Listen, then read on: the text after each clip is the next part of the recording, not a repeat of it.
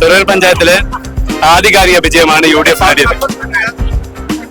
ജനങ്ങളെ 5 വർഷക്കാലം പ്രയാസപ്പെടുത്തുകയും ബുദ്ധിമുട്ടുകയും ചെയ്ത ഭരണവിരുദ്ധ വികാരവും ഒപ്പം തന്നെ ഏറ്റവും നല്ല മികച്ച പാനലിനെ UDF പുറത്തിറക്കാൻ കഴിഞ്ഞതാണ് വിജയത്തിന്റെ പ്രത്യേകത. മറ്റൊരു പ്രത്യേകത എന്ന് പറഞ്ഞാൽ എല്ലാവിധ ജനങ്ങളുടെയും നാട്ടിലെ മുഴുവൻ ആളുകളുടെയും പിന്തുണ ഞങ്ങളുടെ സ്ഥാനാർത്ഥികൾക്കും മുന്നണിക്കും കിട്ടി എന്നുള്ളത് തന്നെയാണ് വിജയം.